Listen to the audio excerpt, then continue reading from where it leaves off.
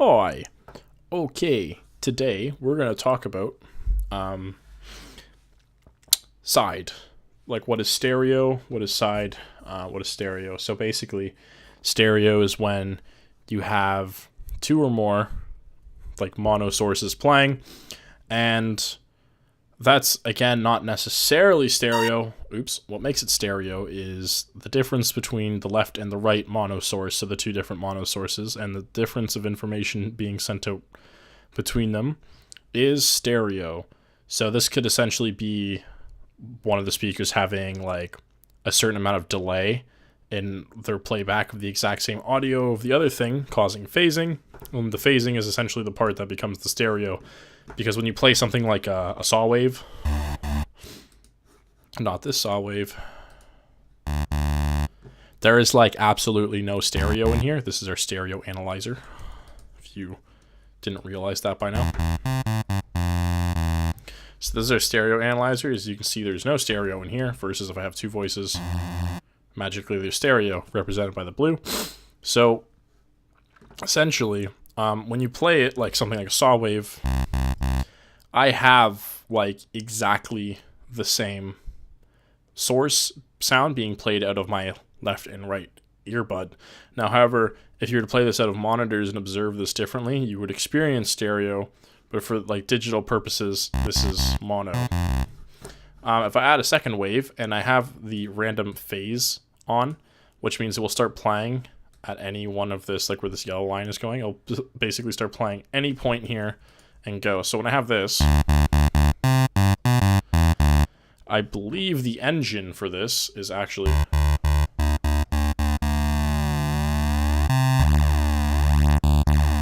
so yeah. See how I'm changing the phase? This doesn't actually like concur as a stereo difference, because it's still being played from like the same time, and there is no actual difference great enough for it to be stereo, like in terms of something like pitch. So the pitch would basically like, so as I was saying, you need to have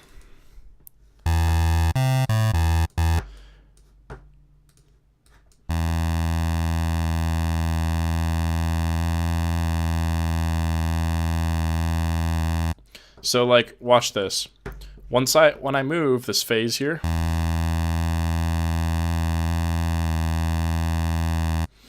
we can see like things are moving. This is kind of an annoying sound. Let's maybe do this.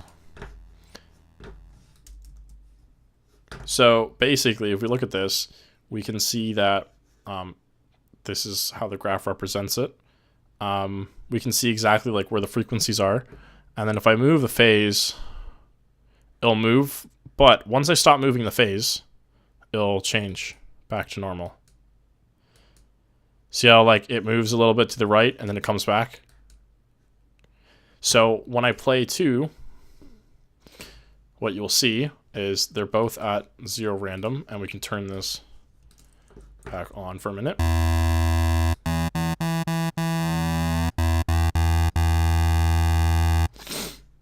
Aha. Here we are. And now I can move this around, and that'll make a ton of difference, right? Me doing this. Let me put this before. Makes a ton of difference here. But this is what, like, see this? I'm kind of going like phaser here right now. So this doesn't quite count towards this. However, when I start to take in pitch into consideration, and if I use a comb compressor, see the frequency that I move around, it makes no difference on the actual stereo of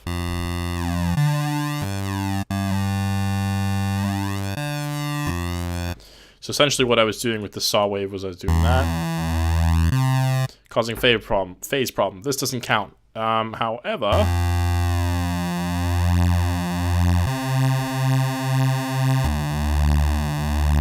and you'll be like, well, hang on, that doesn't make stereo either. Yep, that's right. The only thing that makes stereo is when you take in unison. Why is this? Well, Unison has placed a voice on the left and on the right. So in here, we're both playing in the center. So if I move this over,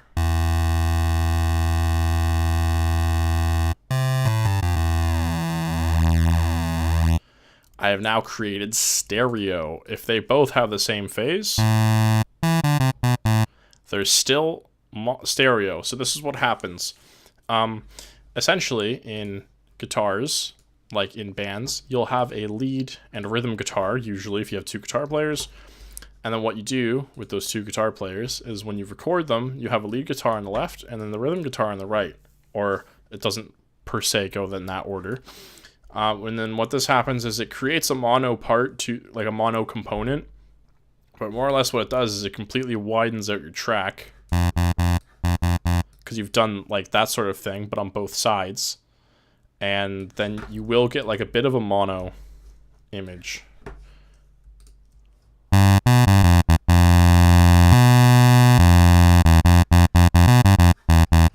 Right? It creates that mono image. And that's the point of that. So you get like a lead guitar that's doing kind of that has different information on the left, and then you have a rhythm guitar that has different information on the right, or vice versa, or whatever. And then this creates a really wide stereo image, which is important for those like pro mixes, is you need to have like a huge stereo image, because like the amateur thing is just to keep everything in the center and never pan. And that's bad. So what I've done is you can see how there's like a tiny amount of that, but if I take this off, put this in the middle, you can see there's absolutely nothing, right? Pan it. Oh, wow, look, there's some stuff. Now, this is all stereo because it's being played on my left headphone, but nothing's being played in the right. So this is completely stereo. So if we come in here, we have this on mid side, place down low pass, and have it cut only the mid.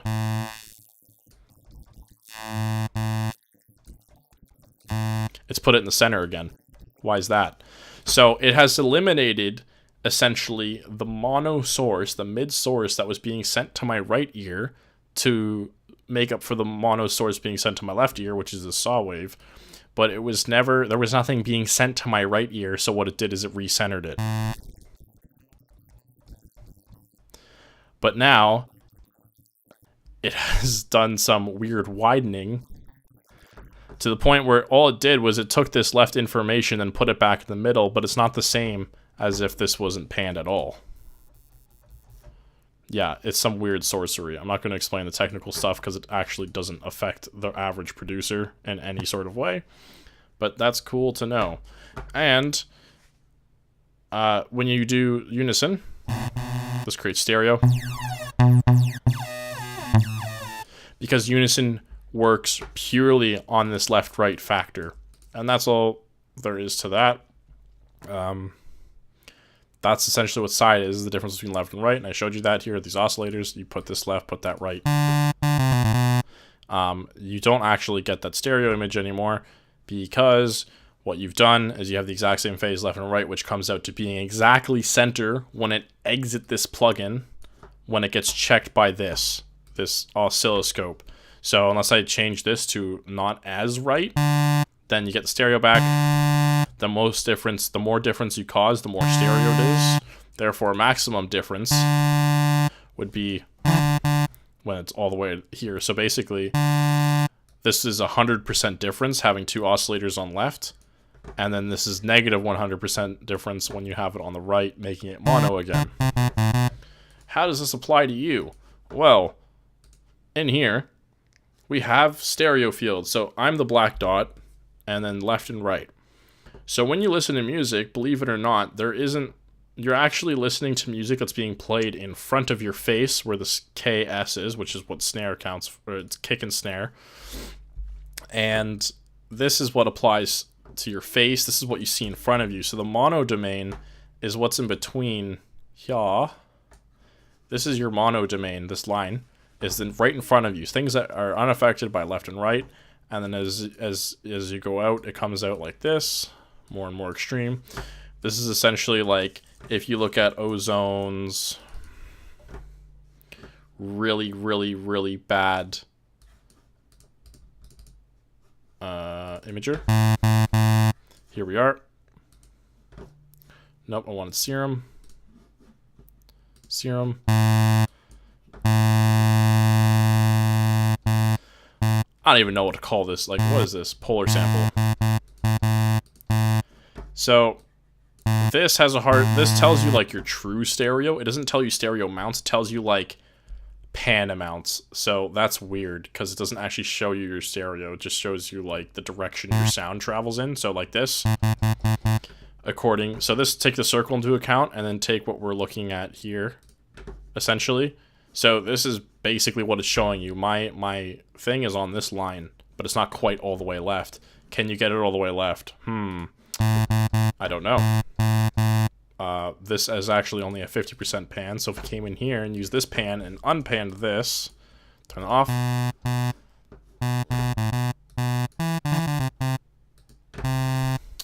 Yeah, explain this one, right? So I don't know why it does this. If someone can actually explain this, but this is why I'm just trying to quickly show you. I'm using this reference thing as a room reference here, this vertiscope. Yes. This is the problem. Sorry, my bad. Take back what I said real quick. Okay, here we are. So no DAW will like, no, sorry, not no DAW.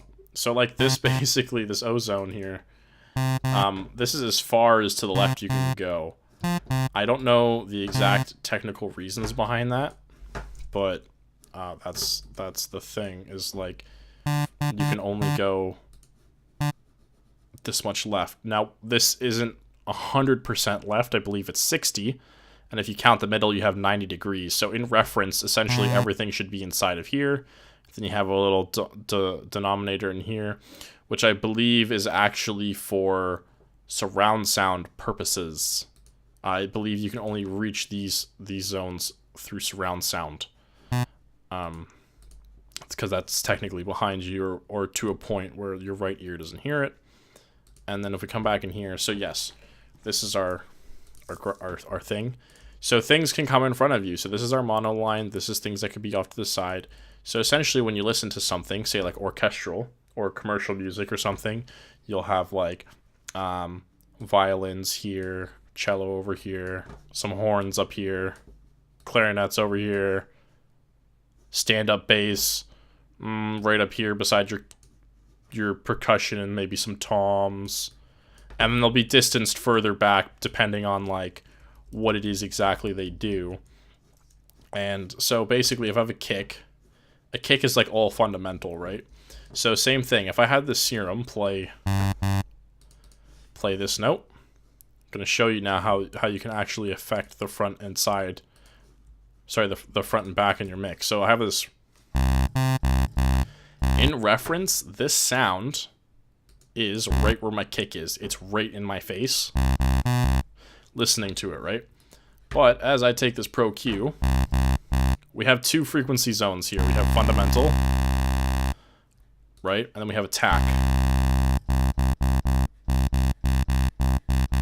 which can vary on the sound. But attack is usually in this area, and your fundamentals in this area. So now this doesn't have so much attack, right? This is the punch of the sound right here. So now it's all in your face. And then if you do this, I've actually moved it. So I've pushed this back now. So instead of it being where this kick is, here, it's actually more like now become here. I pushed it away. I sent it backwards a little bit. And this is essentially how this works. Now it's even farther back. And then and now it's far back in the left. So now the sound could be like all the way up here. Probably not. More like right here. That's where it is now. I pushed it away. It's out of my face. So that's how you push things backwards in the mix. So obviously, if you look at this when you're doing your mixing, if you just had everything where the kick is, that's going to sound horrible. You need to actually strategically and thoughtfully place your instruments either all in the center with stereo properties such as reverb, or actually plan out your instruments and their placings to make that work. And the way you make it all fit in the center here is by essentially pretend like every frequency has like its own left-right graph like this. So that's like a lot.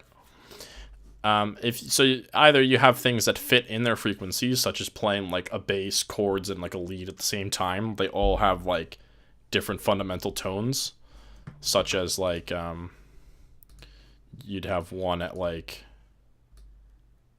your sub would be like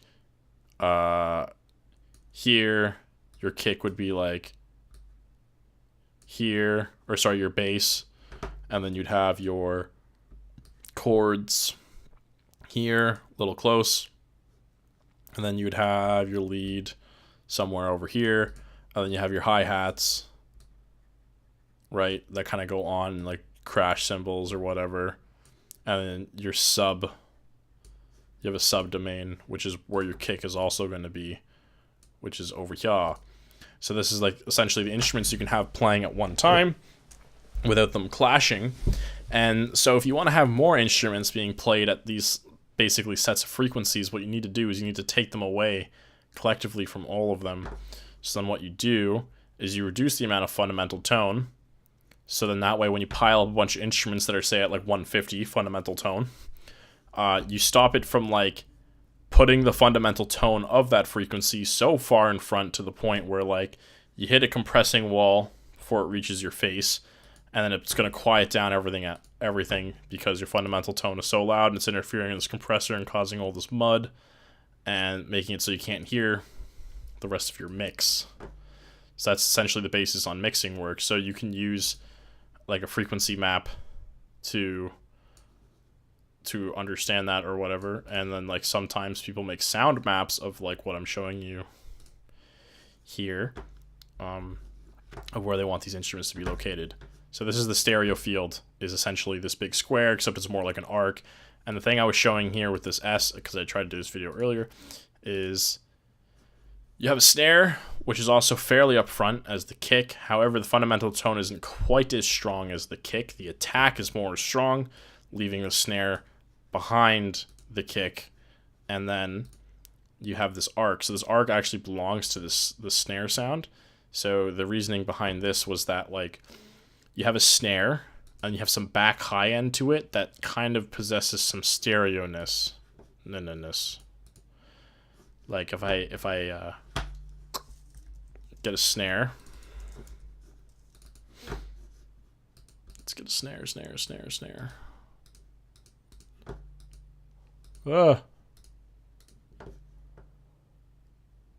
Oh my. There's like every sound except for the one you need. Okay, here we are.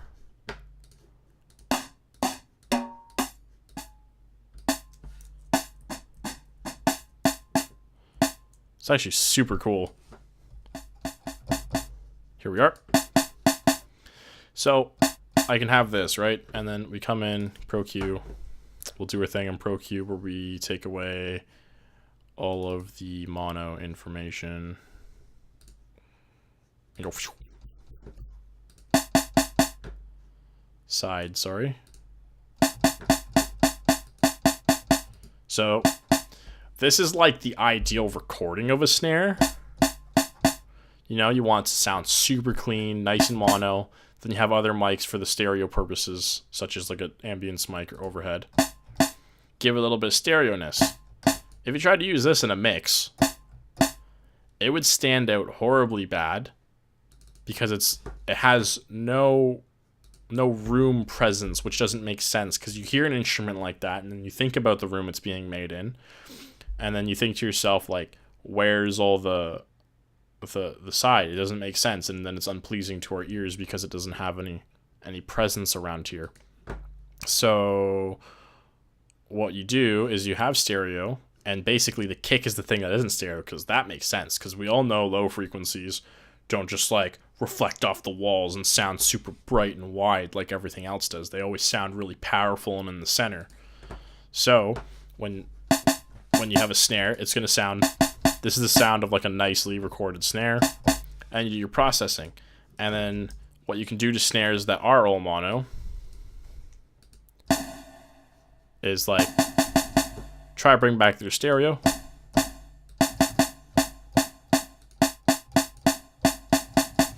To kind of save it.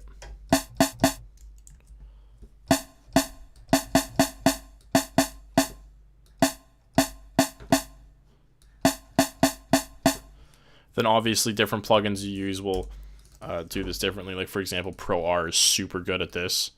It like has a snare plugin, not plugin, sorry, like EDM snare ambience.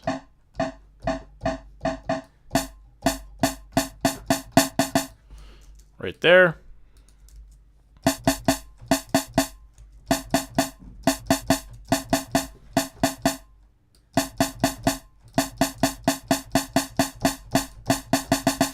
So what I've done with this is it's like a sound design reverb of, this is like a fake overhead mic to add to the regular mono source of the mic, which I've gotten by doing this.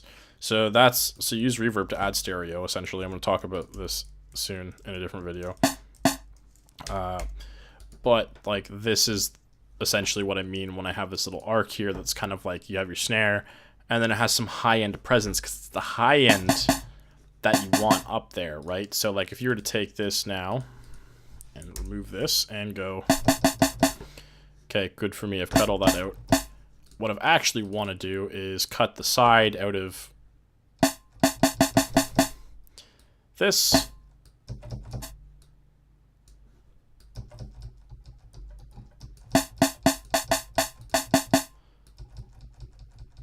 The fundamental doesn't need these sorts of frequencies. So now we have a bright high end. This one is a little more full, but then it'll carry more mud with it in the mix as well. Similarly, like you would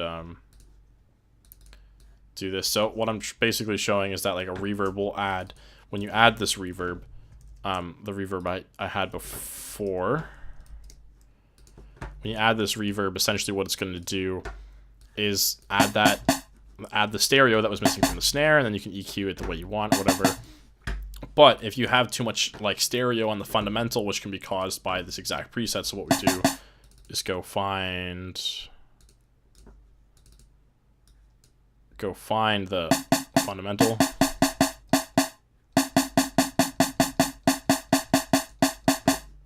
Take away that, so there's less stereo there, because then what happens is the snare itself will start to get like wider, like it will start to like become a little uncentered because the fundamental isn't in the center, and the fundamental should be in the center because where all the power is, and all the power should be in the middle, like kick, snare, sub.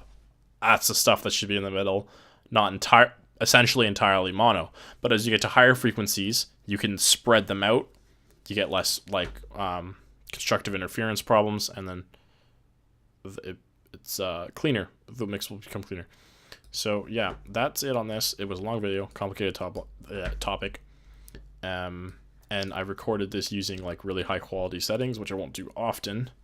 I might try it, but it can get laggy. But I was just doing it because I was drawing stuff, and I'm not actually producing anything. So yeah, thanks for watching. Peace.